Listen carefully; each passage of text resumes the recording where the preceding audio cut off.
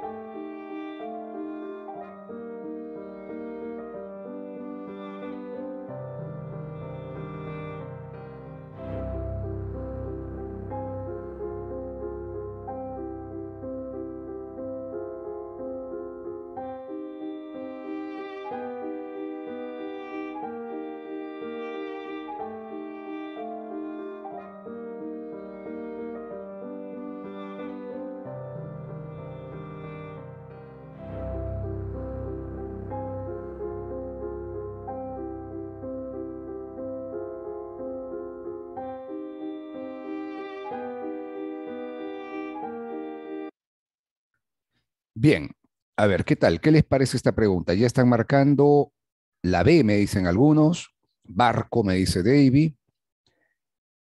Muy bien, para poder resolver esto hay que identificar bien lo que es un argumento. Un argumento o razonamiento presenta siempre dos partes, argumento o razonamiento. En un argumento o razonamiento tú vas a lanzar una determinada tesis, ¿no? Que vendría a ser la conclusión. Y esa tesis se apoya en ciertas razones, en cierto sustento.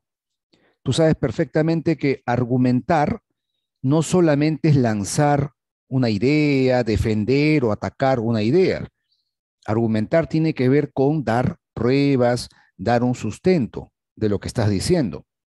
Tú puedes estar a favor o en contra de algo, tú puedes dar una opinión, pero tienes que acompañar esa opinión con determinado fundamento, con una determinada sustentación. Eso es lo que llamamos argumento. Entonces siempre vas a encontrar premisas y una conclusión. En la pregunta, lo que te están pidiendo es que ubiques la conclusión de este argumento. Este vendría a ser un texto argumentativo y tú tienes que identificar la conclusión. Vamos a leerlo y vamos identificando sus elementos. En el mundo, el Estado y la sociedad no están en el mejor momento para afrontar la pandemia. Esto ha venido bastante en el último examen de San Marcos, ¿no? El tema de la pandemia ha estado presente en muchos cursos, de sociales, sobre todo. En décadas pasadas, el Estado ha visto reducido su presupuesto. Además, se dio parcialmente funciones esenciales al sector privado, como la educación escolar y la universitaria y la sanidad. Por otro lado, la ciudadanía abraza valores individualistas y abandona una ética cívica. ¿Te has dado cuenta que aquí hay un conjunto de premisas y te das cuenta más todavía de que son premisas al estar vinculadas con ciertos conectores? El además, ¿no es cierto? Por otro lado, eso te está indicando que son datos, es una información que se va presentando de manera conjunta. Entonces tú vas a ver que desde aquí, en décadas pasadas, el Estado ha visto reducido su presupuesto. Esta es una premisa. Ahí tienes una primera premisa. Además, el Estado cedió parcialmente funciones esenciales al sector privado en la educación y la salud. Esta vendría a ser otra premisa. La segunda. Y finalmente, la tercera premisa sería que la ciudadanía abraza valores individualistas y abandona una ética cívica. En este texto nos están dando entonces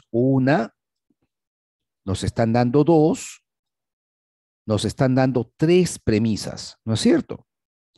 ¿Y cuál sería la conclusión que sale de esas tres premisas? Como el Estado ha reducido su presupuesto, como el Estado ha cedido funciones al sector privado y como la ciudadanía es individualista, no tiene una ética cívica, ¿qué se concluye? Se concluye que el Estado y la sociedad no están preparados para afrontar la pandemia. Quiere decir que la conclusión, vamos a cambiarle de color, estaría al inicio. El Estado y la sociedad no están en el mejor momento para afrontar la pandemia. Esto es lo que se concluye. ¿Estamos de acuerdo con ello? Por lo tanto, la clave en esta pregunta, ¿cuál sería? Lo que han dicho muy bien en el chat, barco. Muy bien. Perfecto. ¿Qué les parece esta pregunta de examen de admisión? Sinceramente, está muy difícil, muy complicada. ¿Qué dificultades tendrías para resolver este tipo de preguntas que está viniendo? Tiene que ver con lógica, ¿no? Argumentación. Sé que en RV también les enseñan esto. Muy bien, fácil. Algo complicado, me dice. A ver, pero ¿dónde estaría la complicación? Hay que reconocer las premisas y la conclusión.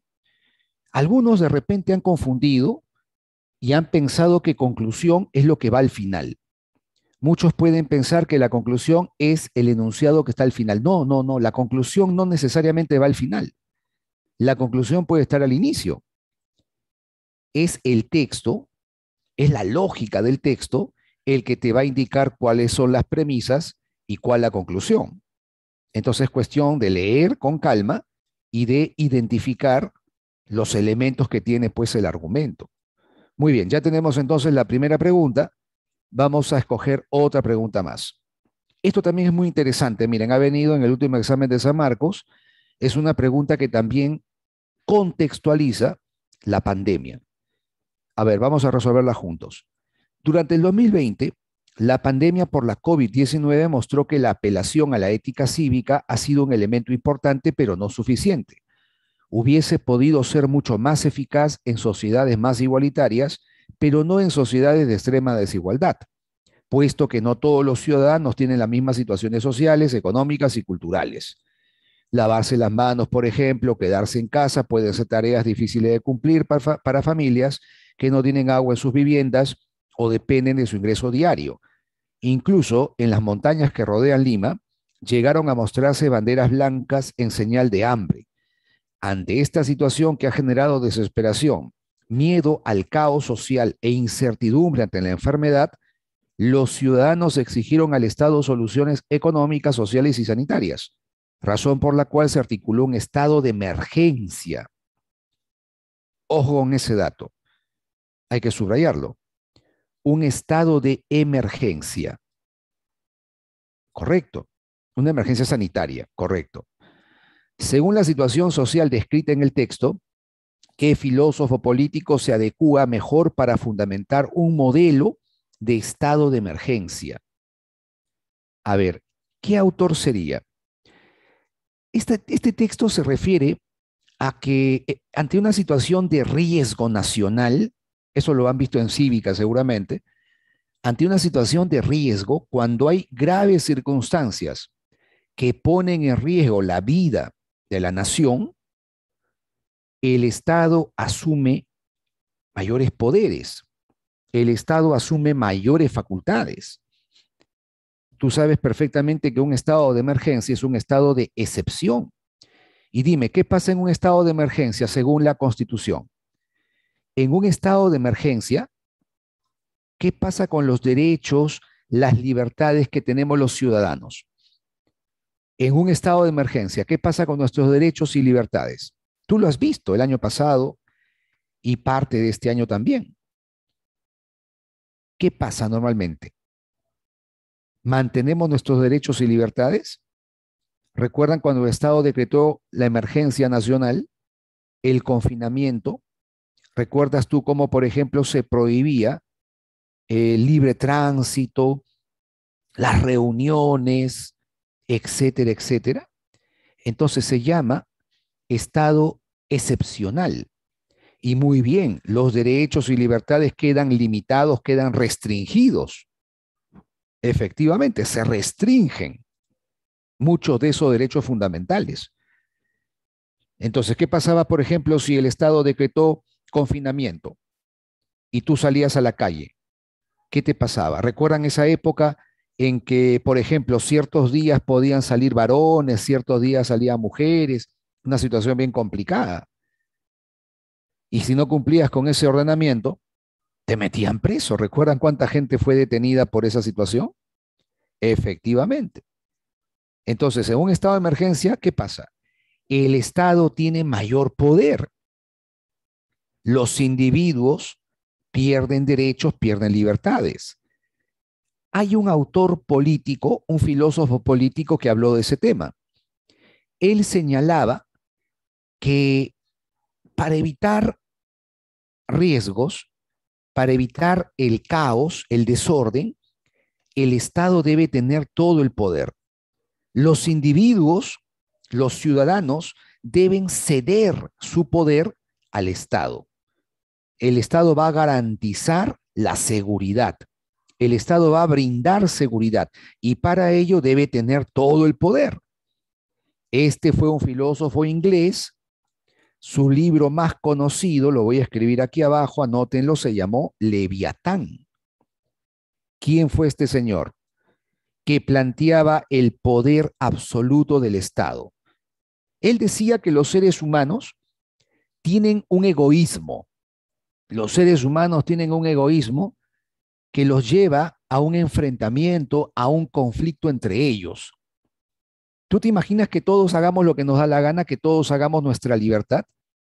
¿Qué pasaría si todos hiciéramos lo que nos viene de adentro, lo que se nos antoja? Sería caos, sería desorden, sería la guerra. Él es el autor que decía esta famosa frase, la voy a escribir aquí abajo. El hombre es lobo para el hombre. No sé si han escuchado esta famosa frase de Hobbes. El hombre es lobo para el hombre. ¿Qué significa esto? Que como el ser humano es egoísta, naturalmente egoísta, el ser humano quiere satisfacer sus propias necesidades. Pero ¿qué pasaría si todos libremente vamos a satisfacer nuestro egoísmo? ¿Qué pasaría si tú quieres satisfacer tus intereses propios? ¿Qué pasará con los intereses de los demás? ¿Qué pasaría con el interés de las otras personas? Chocan. Tu interés choca con el interés de otro. Entonces se produciría un estado de guerra, un estado de desorden. Por lo tanto, el gobierno tiene que tomar todo el control. El gobierno debe asumir todo el poder. Los ciudadanos le ceden derechos, libertades, poder al Estado. De esa manera el Estado asegura la paz, asegura el bienestar de la sociedad. Entonces aquí la respuesta sería Thomas Hobbes, filósofo inglés, época moderna, efectivamente. Claro, muchos no estarán de acuerdo, perfecto. Algunos dirán, profe, no debe ser así, los ciudadanos deben mantener su libertad ante cualquier circunstancia, pero ojo, aquí la pregunta te lo está planteando, en una situación especial, el Estado va a tener todo el poder. Acá lo está diciendo, es un estado de emergencia. Y en una situación como esta, los individuos ya no tienen libertades, ¿te has dado cuenta? En un estado de emergencia, se nos quita libertades, se nos quita poder a nosotros para dárselo a quién, al Estado. ¿Y eso con qué teoría concuerda? Eso concuerda con la teoría de Thomas Hobbes. ¿De acuerdo? Muy bien. Aquí la pregunta no es si estás de acuerdo o no con eso, ¿eh? Aquí la pregunta es, ¿con qué teoría política concuerda esta situación? Este contexto concuerda con lo que plantea Thomas Hobbes. Muy bien, pero igual ustedes tienen su opinión, tienen su juicio crítico y eso es muy bueno. Listo, avanzamos. Esto también ha venido. Esto ya de repente es más conocido. Ustedes recuerdan lo que fue la filosofía medieval, la filosofía moderna, lo que se planteaba en la cuestión política, en la cuestión social, en la cuestión del conocimiento. A ver, un tiempito acá puede ser 3 minutos, 2 minutos para resolverlo. Ya lean bien el texto y luego escojan la alternativa que corresponda.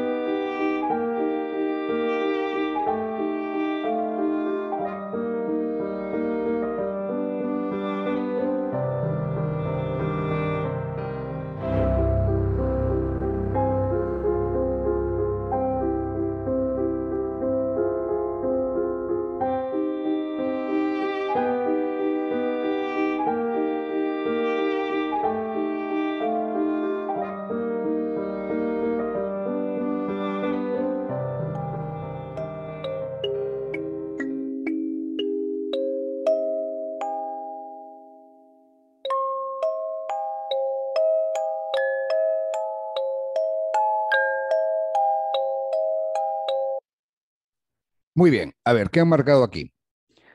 ¿Recuerdan ustedes que la filosofía medieval, el feudalismo, se caracterizó pues por basarse ¿en qué? A ver, ¿cuál es el centro de todo? ¿En qué se basaba la política? ¿En qué se basaba la moral, la vida social, el conocimiento?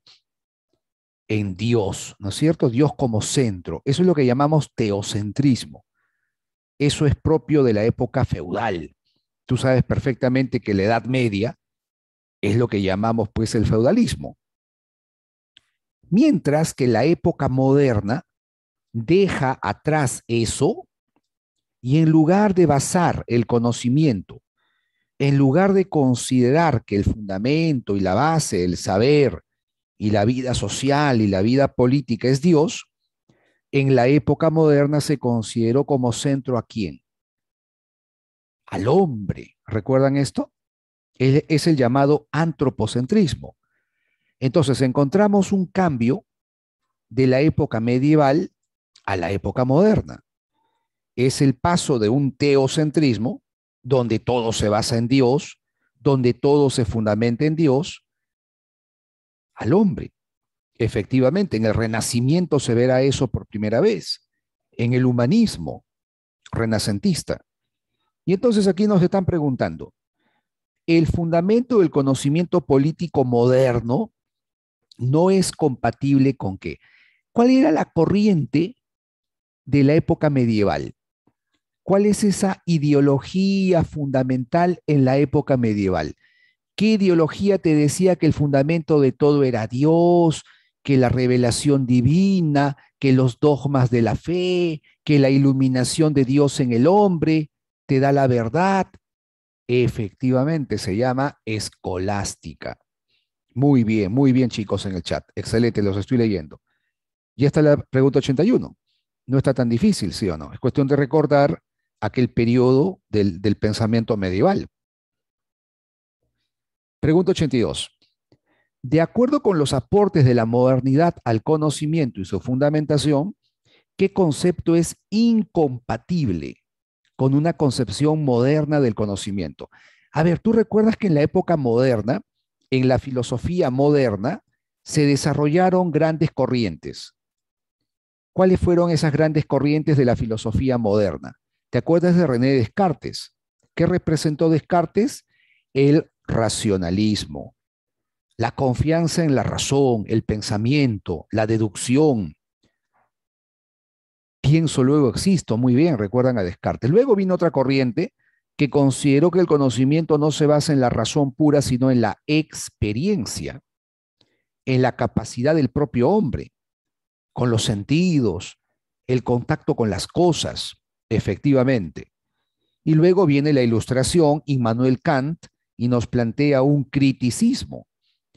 Las corrientes de la filosofía moderna consideran que el hombre solo puede alcanzar el conocimiento. O sea, para la filosofía moderna, el fundamento del conocimiento está en Dios, en el hombre, perdón, no en Dios. Dios no es el fundamento, no es la revelación, no es la iluminación divina, como pensaban los medievales cristianos, sino que es la razón, es la experiencia o ambas las que nos permiten el conocimiento. Para la filosofía moderna, la concepción del conocimiento se basa en el hombre. Correcto, el fundamento está en el propio ser humano, en las capacidades del mismo ser humano. El conocimiento entonces no se basa en Dios. Entonces, lo incompatible, ¿cuál sería? Iluminación. La iluminación es lo que planteaban los medievales, ¿no es cierto? La iluminación es lo que planteaba San Agustín. Claro, ¿Recuerdan a San Agustín? Agustín de Hipona es el que decía que el conocimiento viene pues de una iluminación divina, que es gracias a Dios que el hombre alcanza la verdad. Claro, la época medieval, la filosofía cristiana medieval sostenía que el hombre solo no puede alcanzar la verdad, sino que necesita de la iluminación, necesita de la gracia divina. Pero en la época moderna esto cambia. En la concepción moderna del conocimiento, es el hombre, sus capacidades, las que le permiten alcanzar un conocimiento verdadero. Muy bien, aquí la clave sería entonces, lo incompatible es la iluminación. Muy bien, doctores. A ver, ¿qué les parecieron estas preguntas? Sinceramente, ¿eh?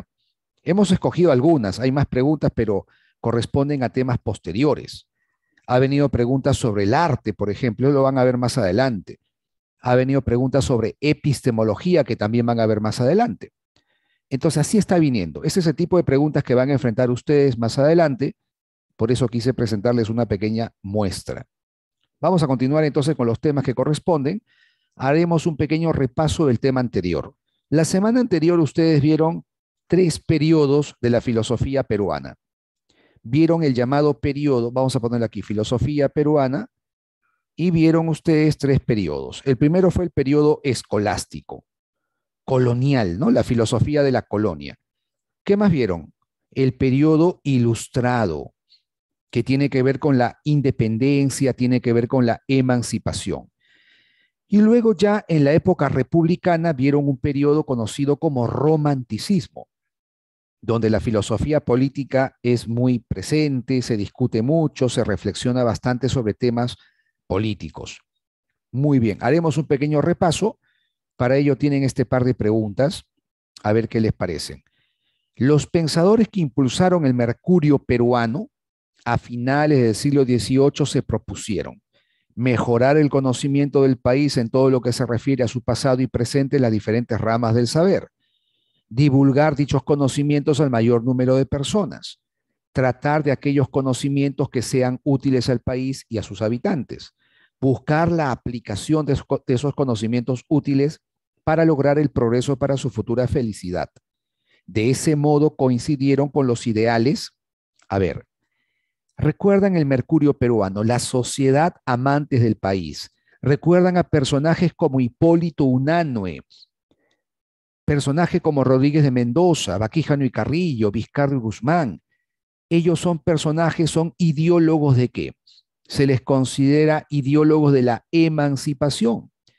¿Y con qué periodo se relaciona la emancipación? ¿Dónde ubican a estos ideólogos de la emancipación? Escolásticos no son, renacentistas no tienen nada que ver, románticos tampoco, ellos son ilustrados. Ellos pertenecen al llamado periodo ilustrado. Muy bien, cerebro, bien hecho. Siguiente pregunta. El historiador Jorge Basadre declaraba que el principio cardinal que de la Revolución Francesa adoptó la Revolución Americana y con ella el Perú fue el de la soberanía popular. Esto fue posible gracias a que las nuevas generaciones americanas se nutrieron del liberalismo y para consolidar la emancipación tuvieron que declarar al pueblo soberano sin límites. El pueblo soberano, es decir, se creó un liberalismo en donde el pueblo no existió como sujeto ideal, sino que se hizo efectivo en sus luchas. En el Perú, a mediados del siglo XIX, esta tesis fue criticada y rechazada por quién. Si me están hablando de liberales, si me están hablando de la soberanía popular, que el pueblo es el soberano, que el pueblo tiene todo el poder, ese planteamiento liberal es atacado, criticado por quienes? Los conservadores. Recuerdan ustedes que en el periodo romántico hay dos grupos, los liberales que defienden la soberanía del pueblo y los conservadores que rechazan esa soberanía del pueblo. Los conservadores hablaban de la soberanía de la inteligencia, que son los sabios, son los hombres más capaces intelectualmente los que deben gobernar, los que deben dirigir los destinos del país. Entonces, la respuesta sería un conservador. Correcto. ¿Quién fue el principal conservador en el siglo XIX en el Perú? El representante más importante del conservadurismo, así se le llama, ¿no? Esta tendencia conservadora es Bartolomé Herrera. Bartolomé Herrera, conservador. Él es el que se oponía a la soberanía popular, se oponía al liberalismo en general. Él pensaba que esa corriente nos lleva a la anarquía, nos lleva al caos, nos lleva a la crisis. Él era partidario de un gobierno fuerte, de una minoría intelectual, donde los más capaces intelectualmente sean los que tengan el poder. Muy bien, chicos. Ya tenemos las claves, pueden hacer capturas si desean. Y vamos con una pregunta más de repaso, ya para entrar al tema del Lazo. Benito Lazo es liberal, correcto. Igual que los hermanos Gálvez, liberales. Sánchez Carrión es un personaje republicano, defensor del modelo republicano, también liberal. En cambio, Bartolomé Herrera sí era un neto conservador. Muy bien, doctores. Pasamos a una más, ¿ya? Estamos repasando el tema anterior. ¿Qué les parece esto? Es una pregunta que hemos preparado similar a la del examen de San Marcos. Acá te piden la conclusión. Lean bien este fragmento y van a identificar la conclusión. El pueblo no tiene el derecho de dictar las leyes. Las leyes son principios cuyo conocimiento requiere una inteligencia especial. El pueblo no posee dicha capacidad y quien no tiene la capacidad de hacer algo no tiene entonces derecho de hacerlo. ¿Cuál de los siguientes fragmentos es la conclusión? Ya hemos explicado que en un argumento vas a encontrar premisas, puede haber 2, 3, 4, 5 más, y una conclusión. Se supone que la conclusión sale de las premisas. La conclusión es el enunciado que se deriva, que se deduce, que se desprende de las premisas. Muy bien, identifiquen las premisas, a ver, ¿cuáles serían premisas? El pueblo no tiene derecho a editar. ¿Eso es una premisa? ¿Esto sería la premisa, te parece? ¿O esto sería lo que se concluye más bien? Ah, ¿te has dado cuenta? Una primera premisa sería esta, mira. Las leyes son principios cuyo conocimiento requiere una inteligencia especial. Primera premisa. El pueblo no tiene esa inteligencia, no tiene esa capacidad, de acuerdo con Bartolomé Herrera. Y quien no tiene esa capacidad de hacer algo, no tiene entonces el derecho de hacerlo. ¿Te das cuenta? Por lo tanto, te has dado cuenta que de estas premisas se concluye esta proposición. De esas premisas sale esta conclusión. El pueblo entonces no tiene derecho a dictar las leyes. ¿Por qué?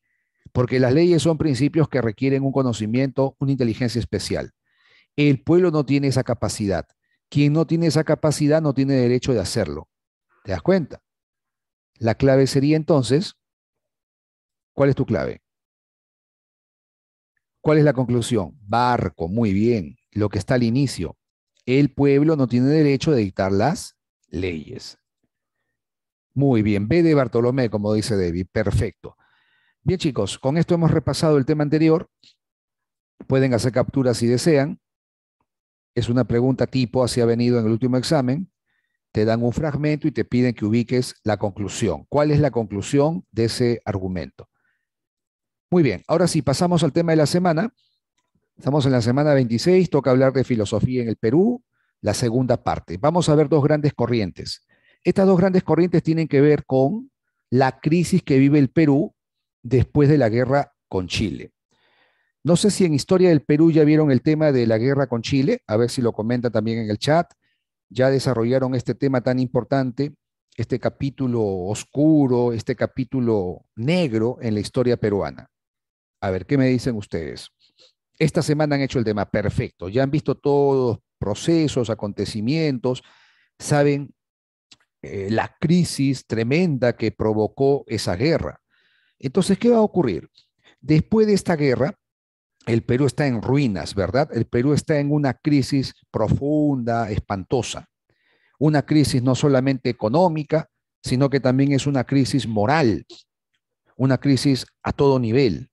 Y entonces van a surgir tendencias que hablan de reconstruir al país. ¿Cómo sacar al país de la enorme crisis, de la profunda crisis en la que se encuentra después de la guerra con Chile? Entonces surgen dos grandes corrientes. Vamos a ver esas dos grandes corrientes. Por un lado está el positivismo y por otro lado vamos a ver al espiritualismo. Primero están los positivistas, luego esta corriente cae, pasa de moda y aparece el espiritualismo como una reacción a los planteamientos positivistas. Entonces vamos a entender hoy día estos dos grandes movimientos filosóficos, el positivismo y el espiritualismo. Hay que recordar el contexto, es muy importante recordar la guerra entre Perú y Chile. Y vamos a ver un pequeño video que justamente nos habla de este punto, de las consecuencias que trajo la guerra con Chile. Tacna y Arica quedaban en posesión chilena durante 10 años, al cabo de los cuales un plebiscito decidiría si quedaban en poder de Chile o retornaban a nuestro país.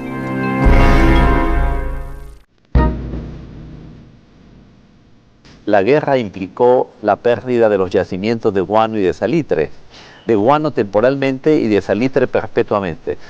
Dado que el Perú había sido un país que había, su estado sobre todo, había vivido del guano y el salitre, entonces la economía, sobre todo del Estado, la economía pública, como dicen los economistas, quedó destruida. Hubo que reconstruirla prácticamente desde sus cimientos.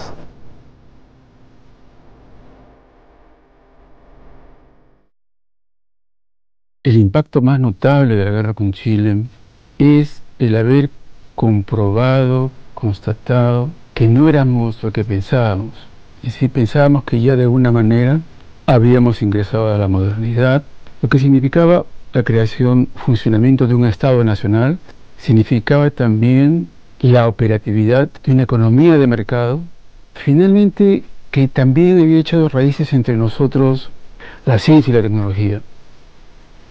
Pero la guerra nos sorprendió.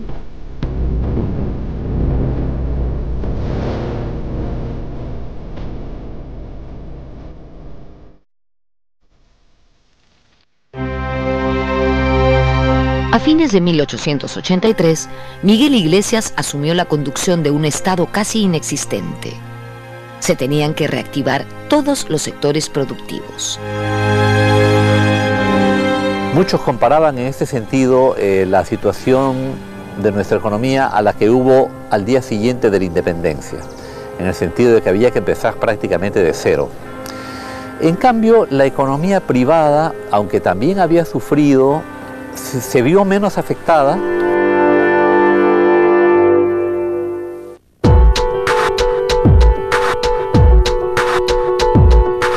Quien enjuició duramente a los políticos de su tiempo y demandó una renovación para salir del hoyo en el que estábamos después de la guerra con Chile fue el destacado intelectual Manuel González Prada.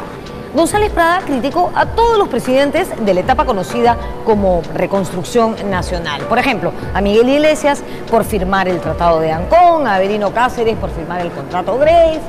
Manuel González Prada, en su famoso discurso en el Teatro del Politeama, acuñó esa célebre frase: los viejos a la tumba, los jóvenes a la obra.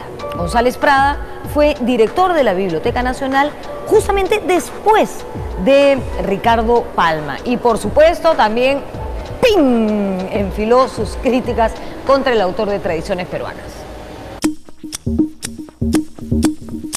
González Prada fue implacable con la oligarquía, con la clase dirigente, responsabilizándola de la marginación del indio y de no haber articulado una verdadera nación. ¿No? A toda la dirigencia nacional, digamos, a todos los que no estuvieron a la altura de las circunstancias, pero yo creo que su objetivo de González Prada es Piérola, ¿no? El hombre que al terminar, digamos, las batallas que determinan, digamos, la caída de Lima, huye, ¿no? Y no da cara, ¿no? Y no asume, digamos, su rol, no quiere firmar la paz, simplemente se desaparece. Entonces como que los chilenos entran y encuentran una casa vacía, sin dueño, ¿no? Entonces eso va a permitir incluso que los chilenos puedan consolidar su poder en Lima, ¿no? A nivel de municipalidad, a nivel, digamos, de toda la policía, porque los peruanos, digamos, han dejado el territorio totalmente abierto para lo que va a venir después, que es la ocupación.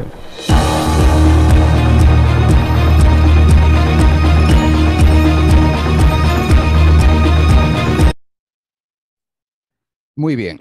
Entonces, como indican estos historiadores, la guerra con Chile significó no solamente una derrota militar, no solamente fue una caída de tipo militar. Tú sabes lo que significó, qué consecuencias trajo, económicas, políticas, morales.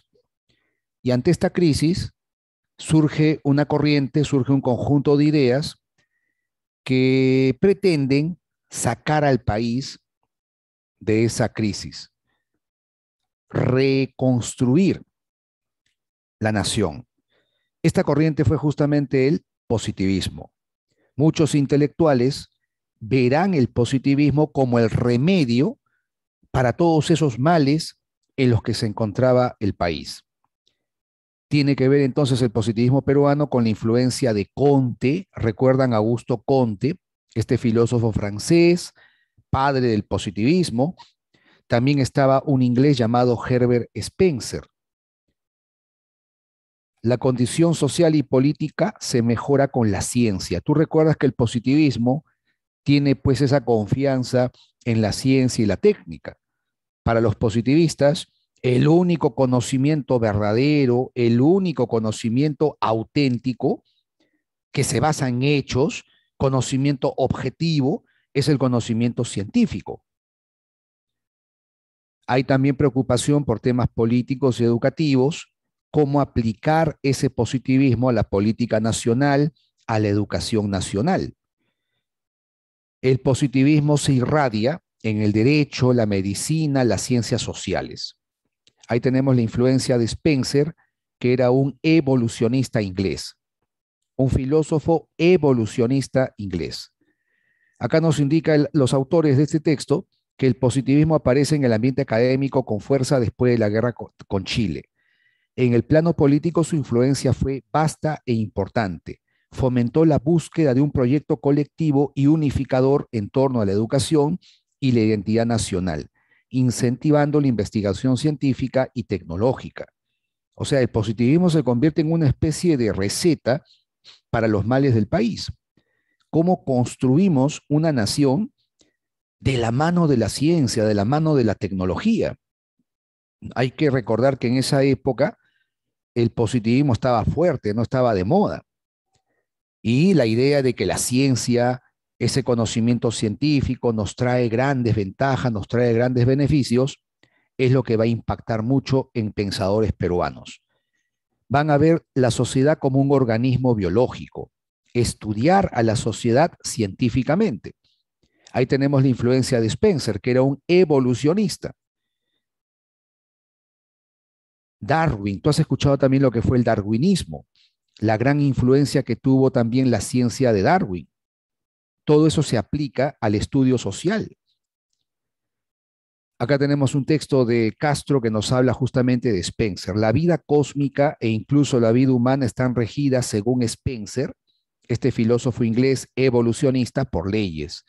No es el individuo el que determina el curso de los acontecimientos, es todo lo contrario. El individuo está determinado por los acontecimientos. Al aceptar la tesis de la evolución, Spencer reconoce que hay una fuerza, una tendencia de las cosas hacia su fin en el proceso evolutivo. Esta premisa es el fundamento de la ciencia positiva y también de la moral positiva. Pero con esta propuesta, ¿cómo queda el individuo? Spencer reconoce que dentro del imperio de necesidad y determinismo, la situación del individuo y su libertad no existe. Los positivistas buscaban la reconstrucción del país a partir de una política científica, una política que nos permita salir de esta crisis económica, social, moral en general. Hay un positivismo universitario. Ahí tenemos a Javier Prado, quien va a destacar en el campo del derecho. Mariano Cornejo destaca en el campo de la ciencia social, la sociología, y Villarán, Manuel Vicente Villarán, destaca en el plano educativo. Vamos a colocar aquí debajo los campos. En el derecho tenemos a Javier Prado. En la sociología, en la ciencia social, a Mariano Cornejo. Y en el plano educativo, a Manuel Vicente Villarán. Ahora preguntemos, ¿cómo se aplicaría el positivismo al campo del derecho? ¿Qué tiene que ver el positivismo con el derecho? ¿Qué relación puedes encontrar entre los positivistas y lo que viene a ser el derecho penal? Tú sabes que para el positivismo lo importante que son el ser humano en qué se debe basar, de acuerdo con el positivismo. El ser humano en qué se debe basar en cuanto al conocimiento. El ser humano se debe basar en los hechos concretos, hechos que se pueden observar, hechos que se pueden experimentar. Para un positivista no vale nada la fantasía, no vale la imaginación, no vale la especulación, sino que son los propios hechos. El positivista rechaza todos estos campos: fantasía, imaginación, especulación, abstracción. Sí la observación, sí el experimento, porque ellos nos permiten tomar contacto con los hechos de manera directa. Ahora dime, ¿en el derecho penal no se aplica lo mismo? En el derecho penal, por ejemplo, si tú quieres presentar una demanda, una acusación, si tú quieres, como dicen, demandar, procesar a alguien penalmente, ¿qué tienes que hacer? Para poder hablar de un delito, ¿qué tiene que haber? Para acusar a alguien de un delito, ¿qué tienes que presentar? ¿Basta con palabras? ¿Basta simplemente con una opinión, con una creencia? No. Perfectamente sabes que hay de por medio pruebas, hechos concretos. Yo no puedo decir, fulano de tal cometió el delito. Señor, a ver qué pruebas presenta usted. Si yo simplemente fuera al sistema de justicia y dijera, ese señor cometió un delito, por decirlo no me van a hacer caso. Solo por plantearlo, porque a mí se me ocurre, porque yo lo creo así, no me van a hacer caso. Tiene que haber pruebas. Las pruebas son fundamentales, los hechos, las evidencias. Eso es lo que plantea el señor Javier Prado. quiere aplicar ese positivismo en el campo del derecho penal. Igual pasa con las ciencias sociales. Tú sabes que el positivismo plantea que tiene que haber una ciencia de la sociedad, tiene que desarrollarse una ciencia de la sociedad. La sociedad no la podemos investigar pues religiosamente, metafísicamente, no, no, no. Hay que desarrollar una ciencia de la sociedad, estudiar los acontecimientos sociales como si fueran hechos de la física o de la biología, investigar la sociedad como quien estudia un organismo viviente, de manera concreta. Es lo que plantea Cornejo, siguiendo la filosofía positivista. Y en el campo educativo lo mismo. ¿Qué tipo de educación necesita el país?, preguntaba Villarán. El Perú tiene determinadas condiciones, el Perú tiene determinadas características. ¿Cuál es la educación que necesita un país como el nuestro? ¿Cómo tiene que ser ese sistema educativo? ¿Qué se debe enseñar? ¿Qué carreras se deben priorizar, privilegiar en un país como el nuestro? Obvio que para Villarán son las carreras técnicas, es decir, las ingenierías, por ejemplo, las carreras que tienen que ver con las ciencias naturales, con las matemáticas. Villarán decía que el Perú tiene tantos recursos, pero no puede aprovechar esos recursos porque no tiene gente preparada para ello. El Perú tiene abundantes recursos de todo tipo, pero oh, qué tragedia, no tiene profesionales capacitados que puedan aprovecharlo. Entonces la educación tiene que ver las necesidades que tiene el Perú. Necesitamos una educación que sirva para el desarrollo económico del país. Ya vamos a hablar un poco más sobre este autor. Este es el positivismo en la universidad, el positivismo universitario. Y viene también un positivismo fuera de la universidad. Y ahí destaca el intelectual Manuel González Prada. ¿Han oído hablar de Manuel González Prada? Ensayista, poeta, también político.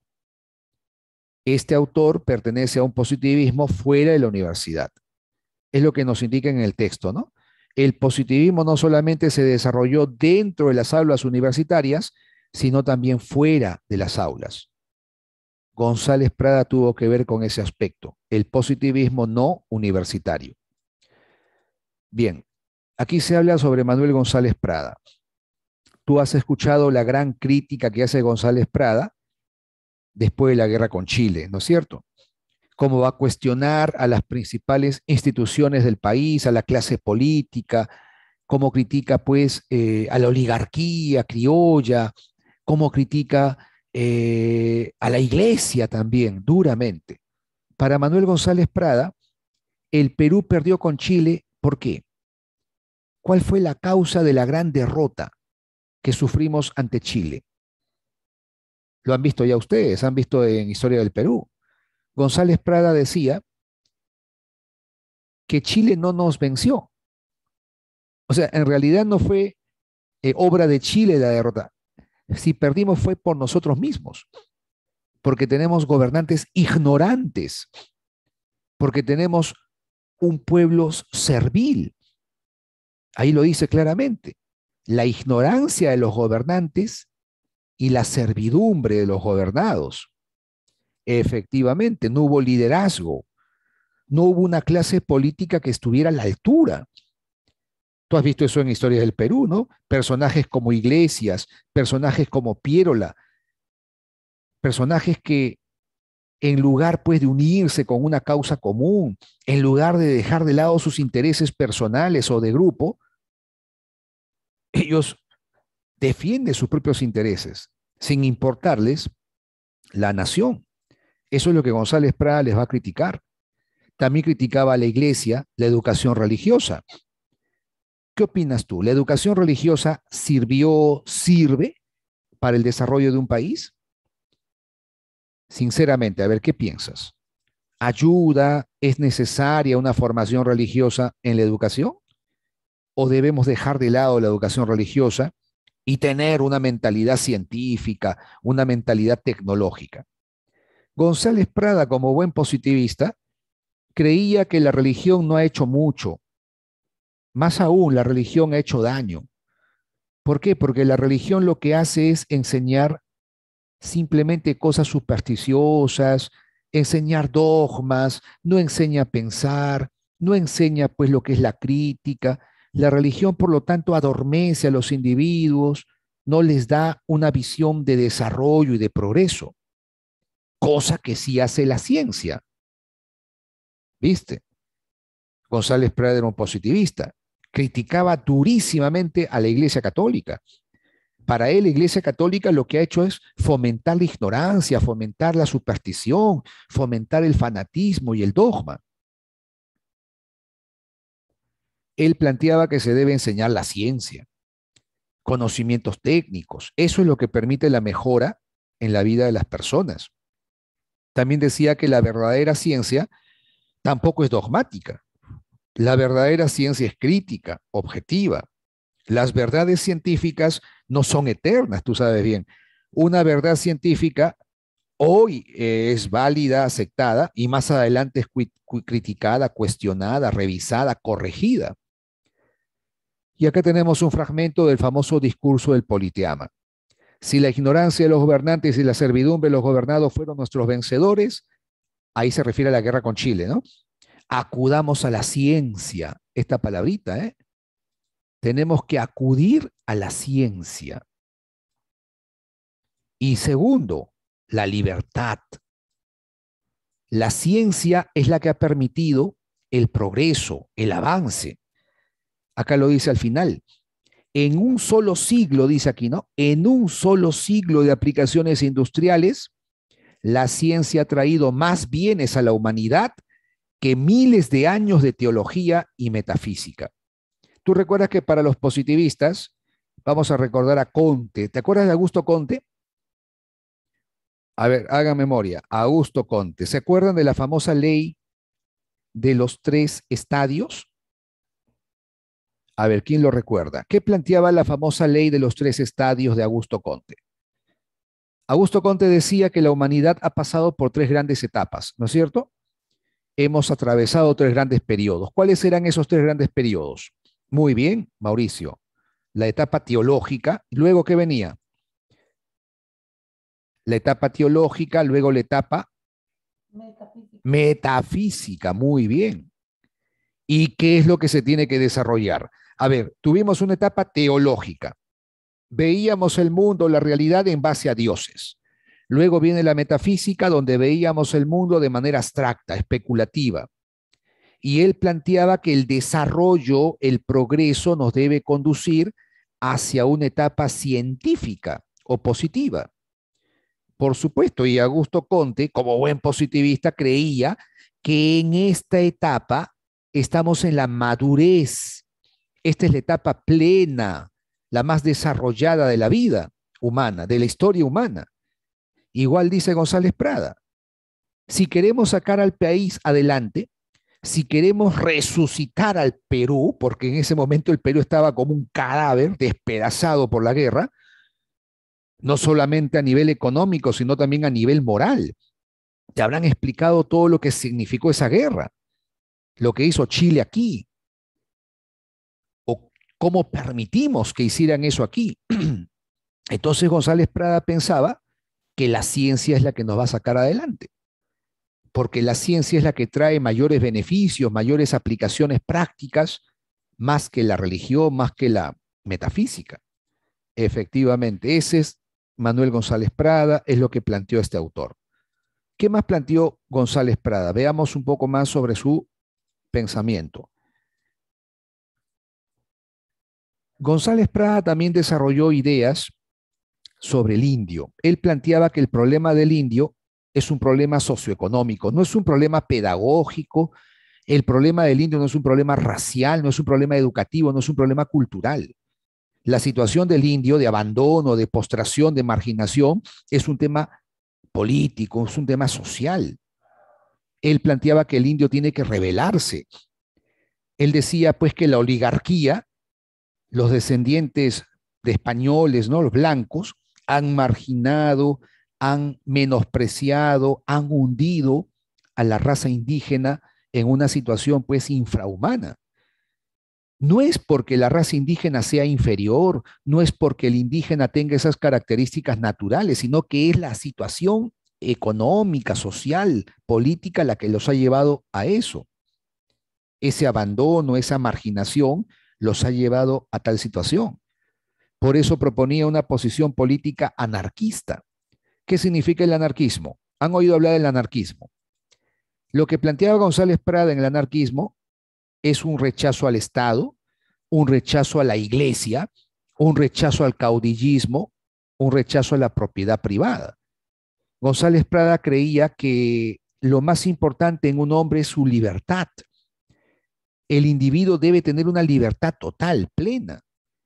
¿Cómo debo pensar? ¿Cómo debo actuar? Yo mismo tengo que decidirlo.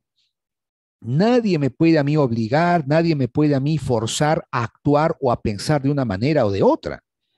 El anarquismo de González Prada propone eso, la libertad individual. No aceptar ninguna autoridad encima de nosotros. Así planteaba él, ni la iglesia, ni el Estado, ni Dios, ni el Estado. Es el propio individuo quien debe actuar según su propia decisión. Eso implica que los seres humanos entonces son libres, que su libertad tiene que ser ilimitada. Y el mayor bienestar posible del individuo, mira lo que dice, con la abolición del Estado y la propiedad privada. El anarquista, ensanchando la idea cristiana, mira en cada hombre un hermano, pero no un hermano inferior y desvalido a quien otorga caridad, sino un hermano igual a quien debe justicia, protección y defensa. No admite soberanía de ninguna especie ni bajo ninguna forma, sin excluir la más absurda de todas, la del pueblo. El anarquista niega leyes, religiones y nacionalidades para reconocer una sola potestad, el individuo. Estamos hablando entonces de un individualismo, ¿cierto? Es un anarquismo individualista. Te está diciendo que eres tú como individuo quien debe regir su propia vida, su propio destino. Las decisiones que uno toma vienen de uno mismo. No puede haber ninguna autoridad, no puede haber ningún poder encima del individuo. Ni el Estado, ni la iglesia, ni el pueblo, nada. Es el propio individuo quien tiene las riendas de su propia existencia. Cómo pensar, cómo actuar, dependerá del propio individuo. Eso es el anarquismo de González Prada. Otro positivista, como hemos mencionado, es Villarán. Manuel Vicente Villarán va a destacar en el campo educativo. Va a plantear una educación, fíjate tú, una educación orientada al desarrollo económico. El argumento es bien simple. Villarán piensa que la educación no es simplemente pues un adorno, la educación no es un lujo, la educación no es un sinónimo pues de cultura, arte, no, no, no. El Perú tiene una necesidad y esa necesidad es el desarrollo económico. Ese desarrollo económico solamente se puede alcanzar mediante la industria. El Perú tiene que industrializarse. Ese es el objetivo. Un país con tantos recursos, pero sin industria, está condenado al fracaso.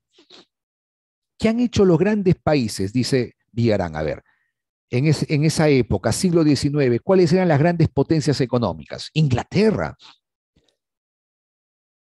Después Estados Unidos. ¿Y qué hicieron esos grandes países para poder desarrollarse, para poder alcanzar el progreso? Pues la industria. La industrialización fue clave para el progreso de aquellos pueblos. Y entonces Villarán cree que en el Perú tenemos que seguir ese camino. La educación tiene que estar orientada al desarrollo económico, o sea, a la industrialización. Por lo tanto, ¿qué tipo de educación se necesita? Una educación humanística, literaria. Necesitamos una educación religiosa, artística. La educación tiene que ser entonces técnica. Se tiene que educar, se tiene que formar personas para labores prácticas, para tareas prácticas. Necesitamos en las universidades, dice Villarán, no literatos, no filósofos, historiadores, teólogos, no. La universidad debe producir técnicos, ingenieros, como se dice, por una razón muy simple. Si no tenemos profesionales en esos campos, ¿cómo vamos a aprovechar nuestros recursos? Tenemos recursos minerales, recursos hídricos, recursos de todo tipo, pero no tenemos gente que sepa aprovechar, procesar esos recursos. ¿Te has dado cuenta del argumento o no? ¿Qué te parece ese argumento? Tenemos grandes posibilidades para desarrollarnos. Si no lo hacemos es porque no tenemos gente capaz, no tenemos gente preparada para ello. El tema, por ejemplo, de los ferrocarriles. No tenemos expertos en ferrocarril. Tienen que venir extranjeros para hacer esas obras. Si queremos hacer puentes, si queremos hacer carreteras, no tenemos gente que pueda hacerlo. Si queremos procesar nuestros recursos, nuestras materias primas, nosotros no lo podemos hacer acá porque no tenemos la capacidad. Entonces, la educación tiene que estar orientada a ese desarrollo económico, tiene que ser entonces una educación técnica, una educación científica, una educación que permita sacar al país adelante. La orientación pedagógica tiene que ser pues nueva, práctica, científica, técnica. También planteaba que la educación debe ser para todos. Claro, mientras más gente preparada, más gente educada tengamos, mejor para el país. Él decía esto, miren, son los extranjeros quienes transportan por mar nuestros productos, porque no tenemos navegantes ni navíos nacionales. Extranjeros explotan nuestros ferrocarriles porque, aunque fueron nuestros, no supimos conservarlos. Extranjeras son las empresas que extraen de la tierra casi la totalidad de nuestro petróleo y nuestro oro, y tal vez la mayor parte de la plata, del cobre y de la goma, o sea, el caucho que exportamos. Pregunta, chicos, hasta el día de hoy, ¿el Perú qué exporta? ¿Qué le vendemos al mundo? Hasta el día de hoy, porque la situación, como ves, no ha cambiado casi nada. ¿O acaso la economía peruana ha dado un salto adelante? Seguimos en esta misma situación, seguimos exportando materias primas. Somos un país primario exportador, te lo han explicado en el curso de economía. Somos un país que, digamos así, obtiene divisas, obtiene ganancias a partir pues, de la exportación de materia prima. Entonces, una pregunta bien simple, ¿y cuándo daremos el salto a la industrialización? ¿Cuándo, por ejemplo, dejaremos de exportar materia prima, materia bruta y exportamos materias o bienes procesados, más elaborados? ¿Cuándo exportaremos, por ejemplo, tecnología? Entonces, Villarán está preocupado por esa situación. Él nos decía que en el Perú tenemos una educación a la antigua, ¿no? Una educación obsoleta. Tenemos malas manías, dice él. Nos hemos convertido en un país de literatos, intelectuales, filósofos, historiadores, gente de letras. La universidad forma más gente de letras cuando lo que necesita el país son ingenieros, profesionales vinculados con las tareas económicas, con las actividades productivas. Él decía eso, ¿no? El Perú debería ser por mil causas económicas y sociales como han sido los Estados Unidos, tierra de labradores, colonos, mineros, comerciantes, hombres de trabajo. Pero las fatalidades de la historia y la voluntad de los hombres han resuelto otra cosa, convirtiendo al país en el centro literario, patria de intelectuales y semillero de burócratas. Somos un pueblo donde ha entrado la manía de las naciones viejas y decadentes, la enfermedad de hablar y de escribir y no de obrar, de agitar palabras y no cosas. Esa es la crítica que hacía Villarán a la educación peruana. Él era positivista, estaba convencido de que la educación entonces tiene que cambiar, la universidad tiene que cambiar. Hay que darle mayor peso a las carreras técnicas, prácticas, productivas, a las ingenierías. Por esa época surgirá la Escuela de Ingenieros, que después será la Universidad Nacional de Ingeniería, tú sabes. Eran épocas de cambios importantes en ese sentido, movidos por los positivistas. Bien, esto lo vamos a ver la próxima semana por razones de tiempo, ¿ya? Vamos a avanzar ahora a la siguiente corriente. Hemos visto que el positivismo fue esta corriente que tuvo que ver pues con la recuperación, la reconstrucción nacional. Luego de la guerra con Chile, el Perú quedó en una crisis espantosa y el positivismo se presentó como la receta para salir de esa crisis. ¿Cuáles fueron los planteamientos positivistas? Ciencia, técnica, industria, desarrollo económico.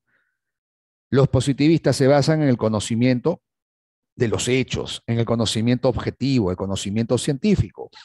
Los positivistas están convencidos de que lo que hace falta aquí es desarrollar la ciencia. Solo se alcanza el orden y el progreso.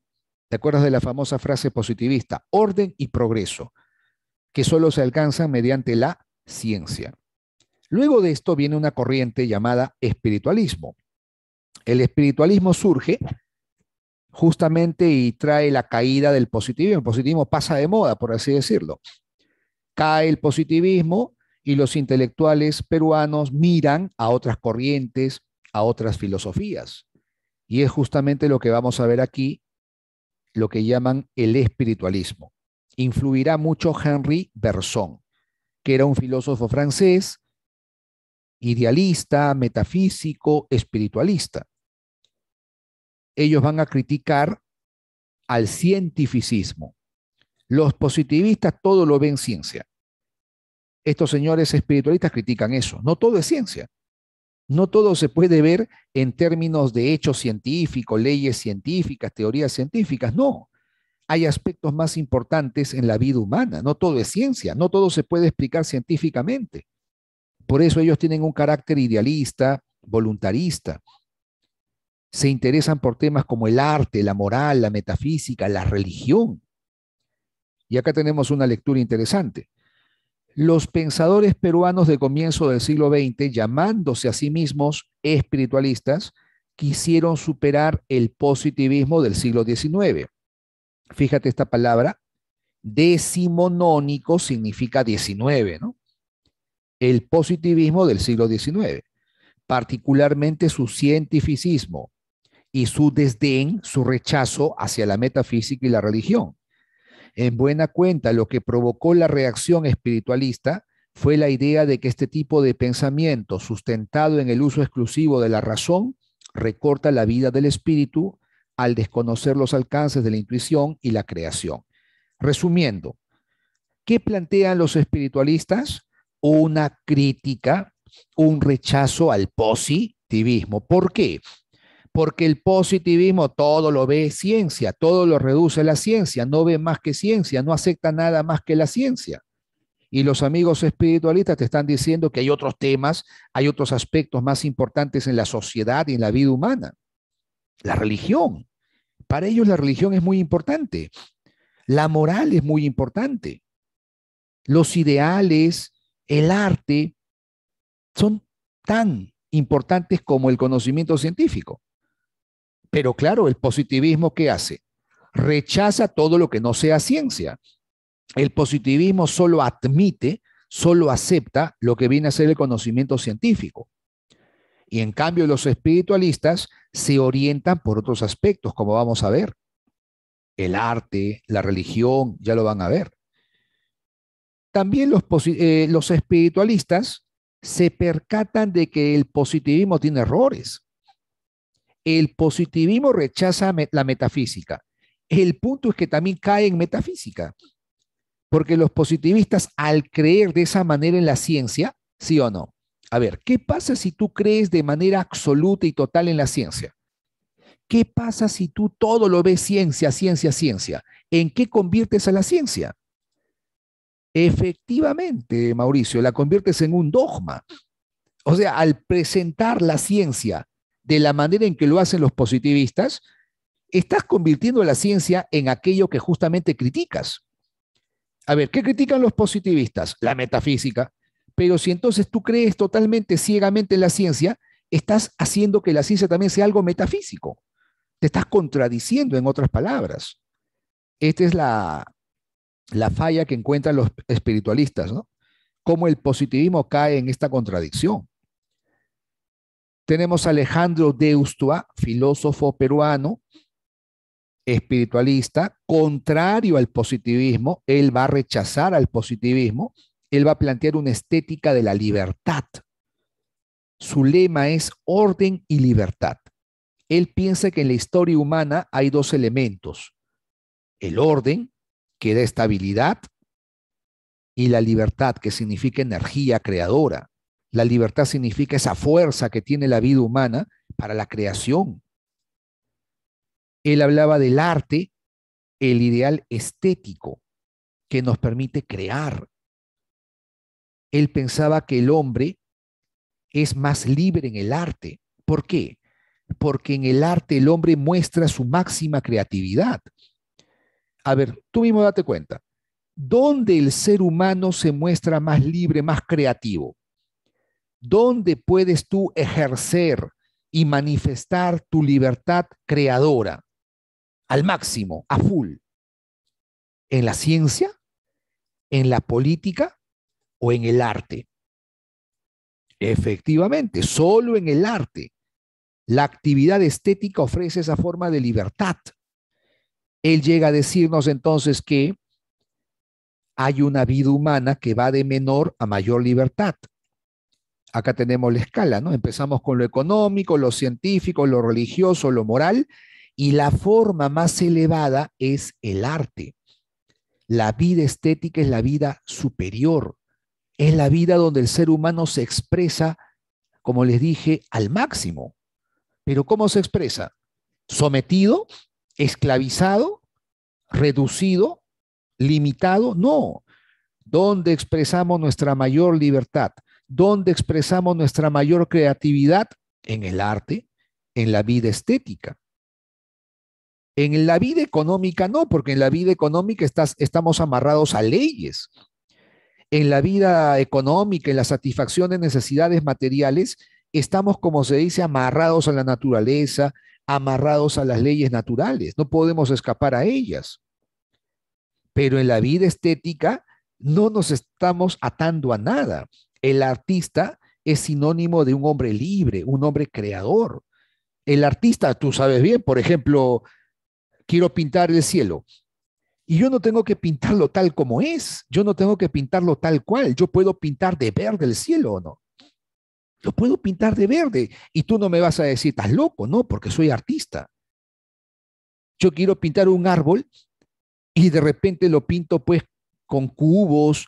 ¿No han visto ustedes las obras de Picasso, por ejemplo, el cubismo de Picasso? O de repente hago un cuadrito verde, un cuadrito marrón, un cuadrito amarillo y yo te digo que eso es un árbol. Tú me dirás que esto es un árbol, tú estás loco. No, señor, es mi arte, es mi creación. El arte, por lo tanto, se muestra como la forma más libre de la vida humana. En el plano educativo, Deusto planteaba una educación elitista. Lo voy a explicar por aquí. Fíjense, a ver qué opinan ustedes del argumento. Imaginemos que esto es el Perú. Estamos hablando de la época de la guerra con Chile, siglo XIX. Entonces el amigo Deusto dice lo siguiente. Este filósofo peruano dice lo siguiente. Aquí tenemos el pueblo, abajo el pueblo, y acá arriba están los gobernantes, los líderes, ¿no es cierto? Gobernantes o dirigentes, los líderes. Entonces la pregunta es muy simple. ¿Dónde está el problema del Perú? ¿Dónde encontramos el mayor problema de nuestra patria? ¿El problema está abajo en el pueblo? ¿El pueblo es el problema? ¿La gente del pueblo es el problema aquí? ¿Los productores, los trabajadores, la gente común y corriente? ¿Ese es el problema? ¿O nuestro problema está en la clase gobernante, la clase dirigente? ¿Dónde crees tú que está el problema? Él piensa que nuestro problema está en la clase dirigente, en la clase que llamamos los líderes. Se supone que un país es como un cuerpo. Entonces, el pueblo son como los brazos, las piernas. Solo ejecutan. El pueblo es dirigido, se supone. Una pierna, un brazo no se mueven solos. Una pierna, un brazo se mueven por órdenes de una cabeza. Entonces, la cabeza es justamente esa clase dirigencial. ¿Y dónde está el problema entonces, según tú? Para el amigo Deustua, los principales problemas de nuestra patria no están en la clase popular. Aquí no está el problema. Aquí no. El problema está aquí, en la clase dirigencial, en ese grupo de personas que dirige al país. Y Deustua se refiere a la guerra con Chile. ¿Qué pasó en la guerra con Chile? A ver, el pueblo se sacrificó, el pueblo dio hasta la última gota, sí, él lo dice de esta manera. Como personas comunes y corrientes se enrolaron en el ejército sin preparación, o sea, simplemente su amor a la patria los llevó a dar la vida por ella. Pero ¿qué vimos en la clase dirigencial? ¿Qué pasó con los supuestos líderes? ¿Qué mostraron? ¿Mostraron amor a la patria? ¿Mostraron coraje? ¿Mostraron valentía? ¿Mostraron un espíritu de sacrificio? No, mostraron todo lo contrario. Entonces ya está claro, si el problema del Perú no está abajo en el pueblo, si el problema está arriba, ¿qué es lo que tenemos que educar entonces? ¿Qué es lo que se tiene que formar entonces? ¿Qué educación necesitamos? Ahora lo entiendes. La educación que se necesita es una educación para esa clase dirigencial, una educación en valores, una educación moral, una educación que no solamente te enseñe lo que es ganar plata, obtener ganancias, beneficios económicos. Tiene que ser una educación en valores, en sentimientos, una educación moral. Porque de nada sirve que el Perú tenga tantas riquezas si tiene gobernantes corruptos. Eso es bien simple. Tú has escuchado hablar de el boom del guano, el salitre, una oportunidad muy importante para que el Perú pudiera salir adelante. Pero ¿qué pasó? Un país tan rico como el nuestro, con tantos recursos, ¿qué pasa al tener dirigentes políticos, al tener una clase dirigencial tan corrupta, tan inmoral, tan deshonesta, tan antipatriota? Porque eso es lo que revelan, ¿no? ¿Qué opinan, por ejemplo, ustedes de presidentes que terminan enjuiciados por actos de corrupción? ¿Qué muestran estos tipos? Eso lo estamos viendo hasta el día de hoy. O el caso de aquel presidente que viene la vacunación y claro, él se asegura, el primero en asegurarse, ya viene la vacuna, ah, ya, bacán, yo primero, a mi esposa, a mi hermano, a mi gente. Ese es el tipo de dirigentes que tenemos, pues. Dirigentes que solamente piensan en sus bolsillos, que piensan solo en su propio beneficio. No piensan en el país, no piensan en la patria. Eso es lo que criticaba el amigo Deustua. Criticaba esa clase dirigencial corrupta, deshonesta, sin sentimientos hacia la patria. Por lo tanto, la educación tiene que formar a esa clase social. También Deustua, y esta parte es muy polémica, ojo con esto, esta parte es muy, pero muy polémica, Deustua tenía una mirada negativa hacia el indio. Él pensaba que los indios no tienen la energía, la fuerza cultural para el desarrollo del país.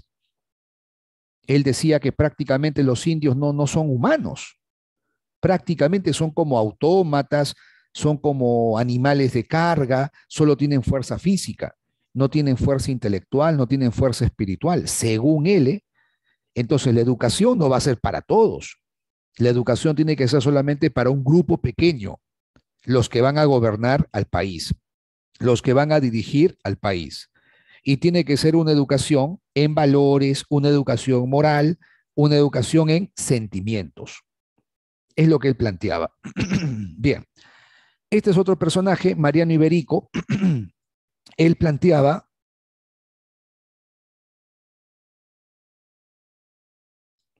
decíamos que Iberico, Mariano Iberico es otro espiritualista, y él tiene más bien una inclinación hacia la cuestión religiosa, metafísica. Él cree que es en la religión donde encontramos una vida superior, no en el arte, no en la estética, como pensaba Deustua. Él creía que es en la religión donde el hombre alcanza, digamos así, su plenitud. ¿Por qué? A ver, vamos a leerlo.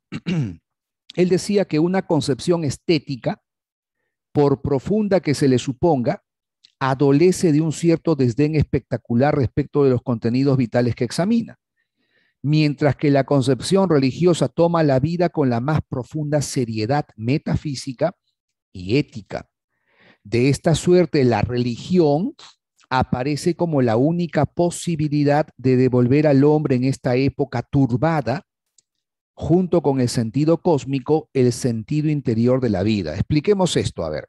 Muchos de repente estarán de acuerdo. ¿Por qué la religión y no el arte es la vida superior humana? ¿Qué tiene la religión que no tiene el arte? ¿Por qué en la religión es donde podemos trascender, podemos enriquecer el mundo interior? Él pensaba que en el arte el hombre sigue amarrado, el hombre sigue atado a los aspectos físicos, a los aspectos sensoriales. Claro, si no hay oído, no hay música. Si no hay visión, ojos, no hay pintura, no hay escultura. En otras palabras, el arte te amarra a lo sensorial, el arte te amarra a lo físico, te amarra a lo material. Pero la religión trata de algo que está más allá de todo eso. La religión es una vida totalmente espiritual, donde no importa ni siquiera lo físico, lo corporal. Es en la religión donde el hombre entonces puede trascender a su propia existencia. Es en la religión donde el hombre encuentra valores superiores. Es en la religión donde el hombre encuentra la esperanza. Sin esperanza no hay vida. ¿Por qué? A ver, es muy simple. Cada día que pasamos, uno siempre está creyendo en algo que va a venir, ¿sí o no? ¿Te has percatado? Cada día que transcurre es esperar algo nuevo, algo diferente. Hoy voy a hacer esto, hoy me pasará esto. Siempre que despertamos, cada día que despertamos lo hacemos con esta esperanza. Y la esperanza es un tema religioso, no es un tema artístico, no es un tema económico, no es un tema político. Otro aspecto fundamental es la caridad, el amor. ¿Cómo un ser humano se puede relacionar con otro ser humano? Para que nos relacionemos, para que convivamos, para que interactuemos, para que formemos una vida común, una sociedad, no se requiere solidaridad, no se requiere caridad. ¿Y de dónde viene la caridad? ¿De dónde viene la solidaridad? Es de la religión. Por eso lo dice claramente, ¿no? La única posibilidad de devolver al hombre en esta época turbada, en esta época de crisis, es la religión. Él ve entonces la religión como un espacio donde el ser humano puede desarrollarse de una manera más plena, más profunda, más elevada. Entonces, chicos, esto lo vamos a dejar para la próxima. Estas preguntas sí las podemos desarrollar, ¿eh? Ya, y las otras preguntas quedarían para un repaso, para un reforzamiento. Vamos a trabajar estas preguntitas que han venido hace años en San Marcos. A ver, son preguntas antiguas, tradicionales. Vamos a responder y pasamos a nuestra práctica dirigida. A ver, lean las preguntitas y claveteen. Ya le voy a poner números para poder entendernos mejor. A ver, aquí le ponemos 1, aquí le ponemos 2 y aquí le ponemos 3. En el chat pueden ir marcando 1 y marcas tu alternativa, 2 tu alternativa y 3 ya sabemos.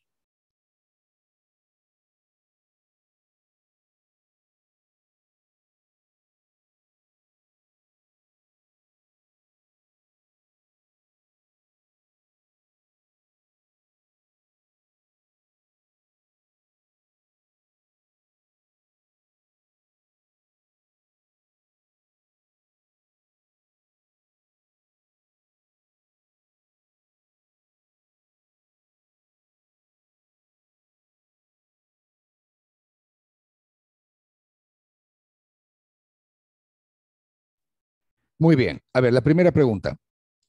¿Qué marcas en la primera?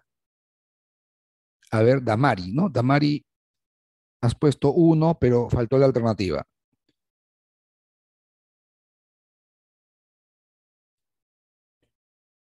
1 agua, dicen por aquí. 1 agua.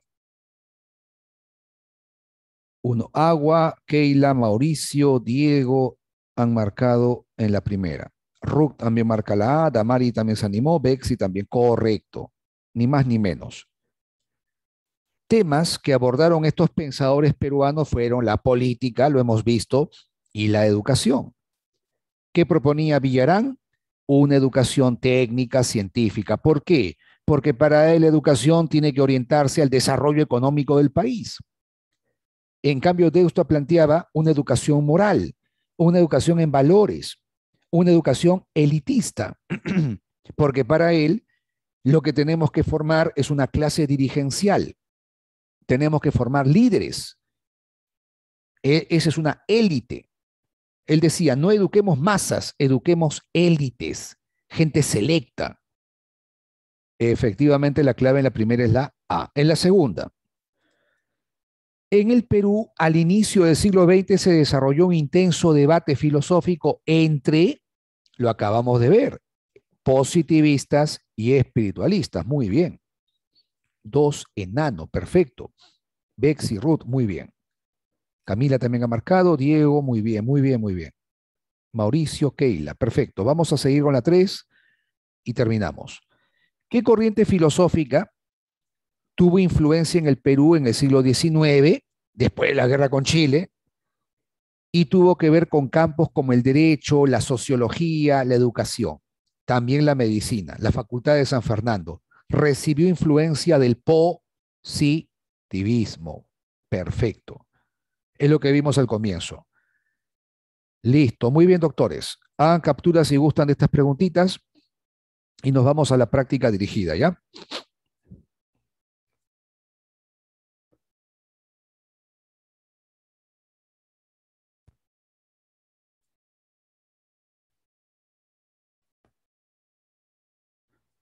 Muy bien, vamos con las preguntas dirigidas. Primera pregunta, te piden verdadero o falso. Con respecto al espiritualismo, acá nos piden información sobre el espiritualismo. Revisemos. ¿Sus teorías tienen fundamentos metafísicos? Ojo, del espiritualismo, sí.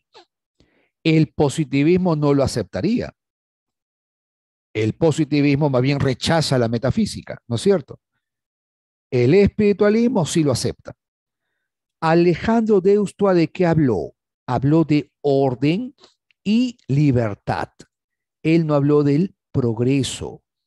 Esta idea del progreso es positivista y Alejandro de Ustua rechaza el positivismo. Él renuncia y rechaza luego al positivismo. Esto sería falso entonces. ¿Tiene influencia de las teorías del francés Henri Bergson? Esto sí es correcto. Bergson fue un filósofo francés que tocó temas que influyeron en los espiritualistas peruanos, como Deustua, como Iberico. Alejandro Deustua manifestó que solo debe educarse a una clase dirigente de una manera moral. Esto sí es correcto. Él proponía una educación moral, una educación en valores. ¿Qué es lo que le hace falta a nuestra clase dirigencial? ¿Qué le hace falta a nuestros líderes? Moral, pues les falta eso, le falta valores. No les falta ciencia. No es lo que falta aquí tecnología. No es el problema económico. Para él el problema es moral, en valores. Tú tienes presidentes corruptos. Si al Perú le va bien, si el Perú crece económicamente, estos corruptos se van a llevar todo, para decirlo de manera práctica. Si el Perú estuviera en un auge económico, en un apogeo económico, de nada nos va a servir como país porque la clase corrupta, la clase delincuencial que gobierna, se va a llevar todo, como ha estado ocurriendo. Entonces lo que se necesita es una formación moral, formar una clase dirigente, formar líderes, pero con valores, con moral, con sentimientos a la patria. Muy bien, la clave es cerebro. Perfecto, nos vamos con la segunda pregunta. Hagan captura primero y nos vamos con la segunda. Número 2. Vamos a borrar primero. En esta lectura se habla del positivismo. ¿Cómo cae el positivismo, no? El positivismo tuvo influencia, dice bien claro, tuvo que ver con la modernización, la industria. Luego nos dice que el positivismo cae se vuelve voluntarista porque impulsar el desarrollo de la industria tiene muchos desafíos. Esta parte es muy importante, vamos a subrayarla o la vamos a resaltar. Dice, este pensamiento se tornó voluntarista porque impulsar el desarrollo de la industria implicaba muchos desafíos, en particular la existencia de una clase social que dirigiera ese proyecto. El positivismo que planteaba, desarrollo económico con la industria, pero para poder desarrollar eso se requiere una clase dirigente. Se necesita líderes, gobernantes que sepan llevar ese proyecto. Como no teníamos eso, el positivismo desapareció. El positivismo, como se dice, cae. No se concreta su proyecto, no se cumple su proyecto, y eso significó la derrota ideológica, la caída ideológica del positivismo. Y aparece el espiritualismo, como hemos visto. Muy bien. Acá está la respuesta, ¿no? Vamos a subrayar esto también. Esta parte también es muy importante. Dice, la realidad latinoamericana en la que no se había desarrollado la industria impidió que los sueños de un estado positivo de la ciencia se desarrollen. El sueño de progreso del Perú se fumaría de la misma manera que este positivismo. Clarísimo, ¿verdad? Vamos a las preguntas ahora. Ahí va la número 2. ¿Por qué la filosofía positivista en el Perú pasó a ser voluntarista? A ver, ¿qué ocurrió? El positivismo planteaba desarrollo de la industria, desarrollo económico. Para eso se requería una clase dirigencial. No tuvimos esa clase dirigencial. Entonces se frustró ese proyecto, fracasó. ¿Por qué? No teníamos una clase dirigente. Es lo que dice la lectura, ¿verdad? Efectivamente, la clave es barco. Muy bien, Mauricio. Avanzamos con la número 3. Ahí va. Número 3. El tema de reflexión durante el periodo positivista fue, a ver, ¿cuál fue el tema en el periodo positivista? Te está diciendo, ¿eh? No en su caída, no en su fracaso, sino qué es lo que plantea el positivismo. De acuerdo con la lectura, el positivismo tuvo que ver con un sueño, con un proyecto nacional. Modernizar al país con la industria a gran escala, desarrollar la industria. Ese proyecto no se logró. Hasta ahora no se logra. Ojo con ese dato. Salvo que tengas otra opinión.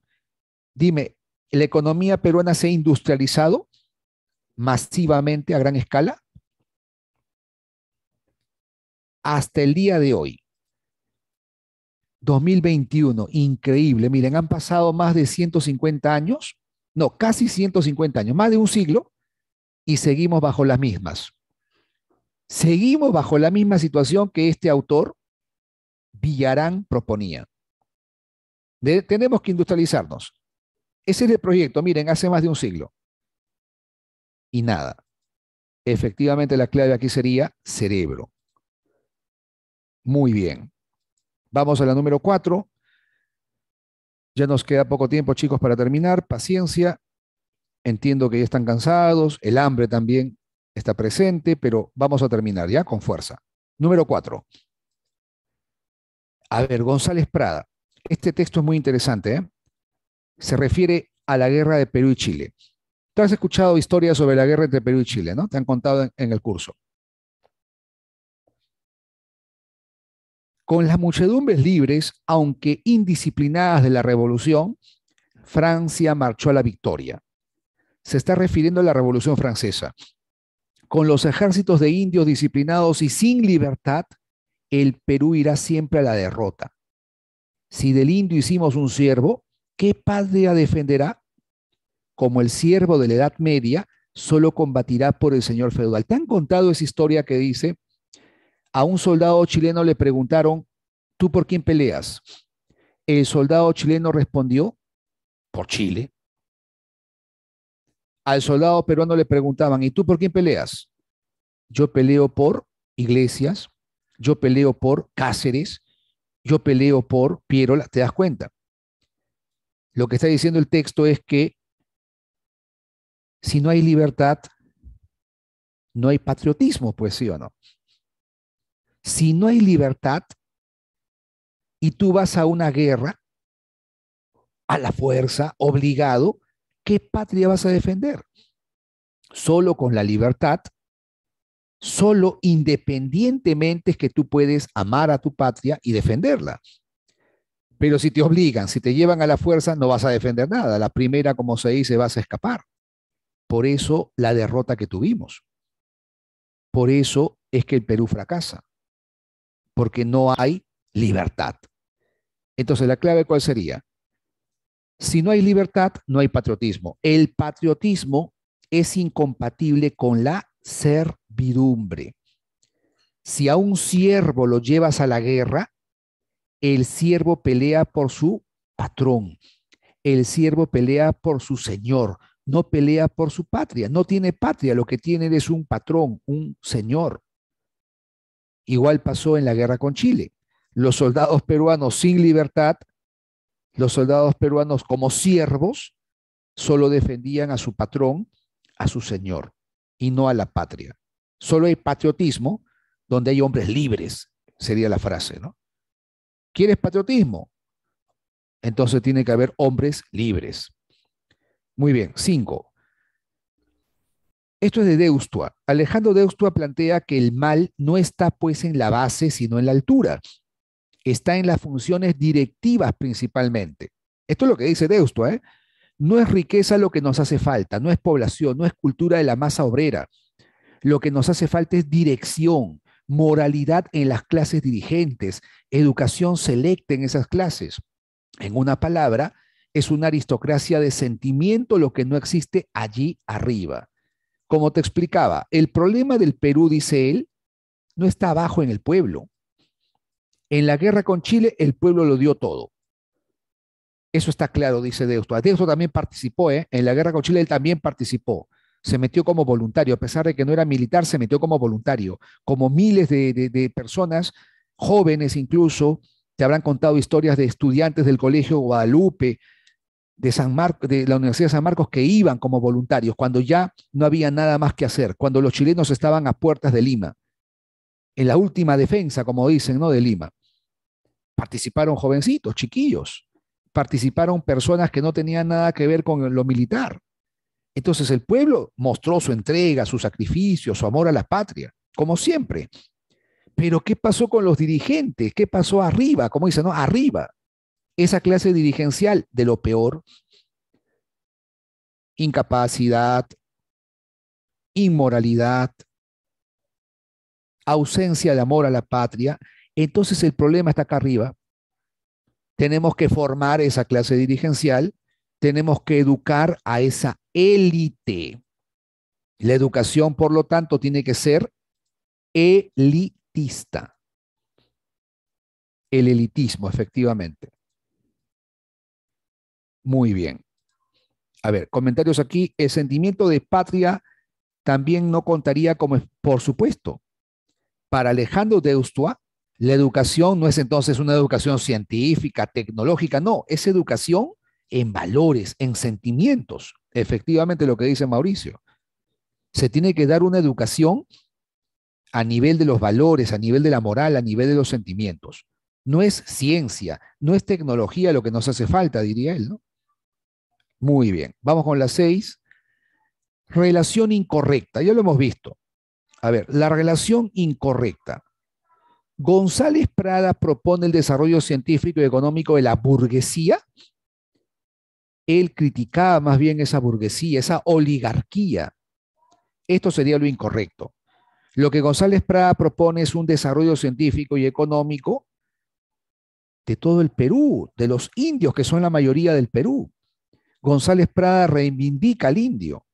González Prada, ¿qué dice? La mayoría en el Perú son indios, pero a esa mayoría de peruanos se les tiene olvidados, marginados, oprimidos, tratados como siervos. Él hablaba entonces de una libertad para los indios. Número 7 y 8.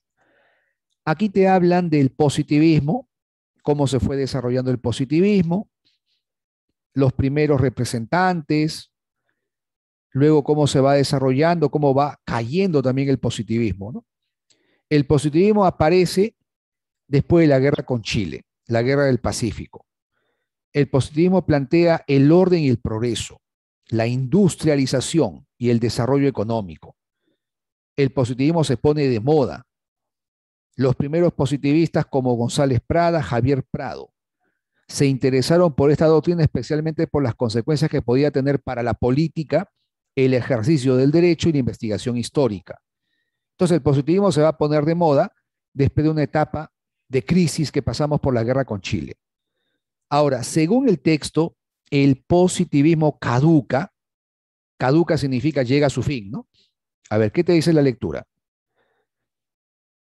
El mismo autor fija en 1915 su defunción, precisamente con la llegada al Perú del espiritualismo de Berzón. O sea, el positivismo cae, caduca, cuando llega la filosofía de Berzón. Se pone de moda la filosofía de Berzón. Entonces la respuesta tiene que ser con la llegada del espiritualismo. El espiritualismo de Berzón. Se pone de moda la filosofía de Berzón y el positivismo cae o caduca. La clave aquí es barco y nos vamos a la última, chicos, ya para cerrar. Pregunta número 8. La acogida de las ideas positivistas en el Perú se deberían, según el autor, de acuerdo con el texto, a ver, ¿qué indica el texto?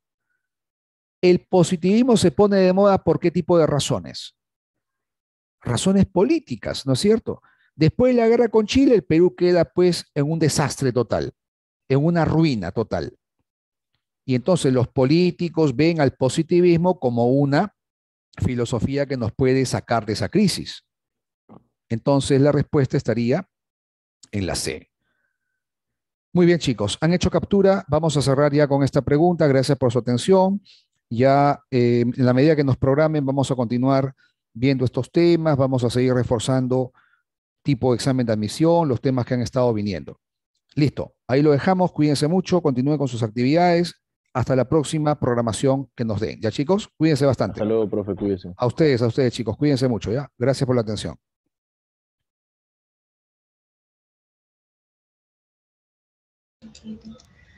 Muy bien, profesor, muchísimas gracias. Hasta luego, cuídese mucho.